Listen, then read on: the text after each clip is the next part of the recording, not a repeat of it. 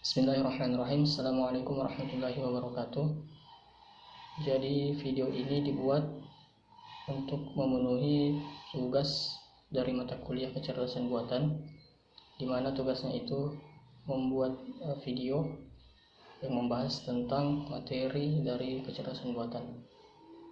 Nah, sebelum kita masuk ke dalam pembahasan materi, saya akan terlebih dahulu memperkenalkan diri. Nama saya Asrul Badawi dengan NIM 13020180265. Untuk mata kuliah kecerdasan buatan saya di kelas A2, Prodi Teknik Informatika, Fakultas Ilmu Komputer, Universitas Muslim Indonesia.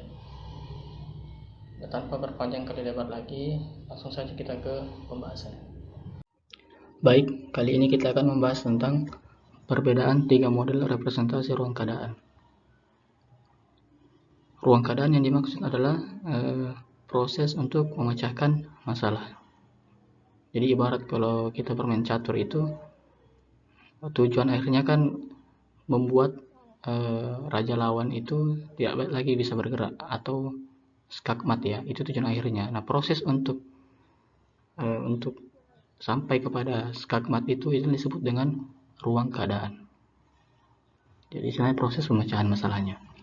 Nah, untuk representasinya ada 3 model. Ya, untuk representasinya ada 3 model.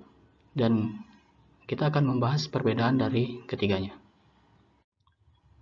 Yang pertama yaitu graf keadaan.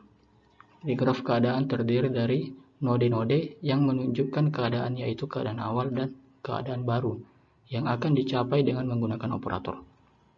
Nah, untuk gambarannya atau grafnya itu seperti yang kita lihat di layar. Node yang awal itu menunjukkan atau node yang A itu menunjukkan keadaan awalnya, dan node seterusnya itu menunjukkan node atau keadaan yang baru, di mana node tersebut akan berakhir pada node tujuan atau node buntu. Nah, untuk graf keadaan ada kemungkinan terjadi siklus pada saat proses pemecahan masalahnya. Kalau kita menggunakan kalau kita melihat gambar seperti yang di atas, mungkin tidak terjadi ya siklus, tapi kalau kita menggunakan gambar yang di bawah itu sangat mungkin terjadi siklus atau perulangan. Ibaratnya kita beranjak dari node A, terus kita ke node B, D, E, kita ke G, terus kita ke F, kita ke C, terus kita ke E lagi ya. Setelah ke E kita ke G lagi, setelah ke G kita ke F lagi. Jadi berulang, ada siklus di sana. Itu yang dimaksud dengan ada kemungkinan terjadi siklus di graf keadaan.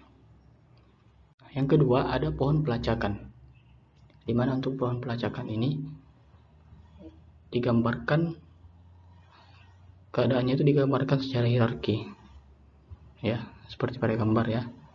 Jadi di sini tidak mungkin lagi terjadi siklus atau perulangan, karena sudah ditentukan tingkatan-tingkatannya atau level-levelnya, sehingga tidak mungkin terjadi siklus dari pohon pelacakan. Untuk yang ketiga itu pohon NOR. Nah, pohon NOR ini ya mirip-mirip dengan pohon pelacakan, hanya saja levelisasinya hanya pada jalur yang menuju gol. Jadi levelisasinya hanya pada jalur yang menuju gol. Jadi sebenarnya dipersingkat ya. Kalau pohon pelacakan itu digambarkan secara detail ya, baik itu menuju gol maupun yang menuju node buntu. Tapi untuk levelisasi NOR dia hanya digambarkan sampai pada node gol ya. Jadi istilahnya dia lebih singkat, level-levelnya itu lebih dipersingkat tingkatan-tingkatannya. Baik, mungkin itu saja yang bisa saya sampaikan di video kali ini. Terima kasih. dan sampai jumpa di video berikutnya.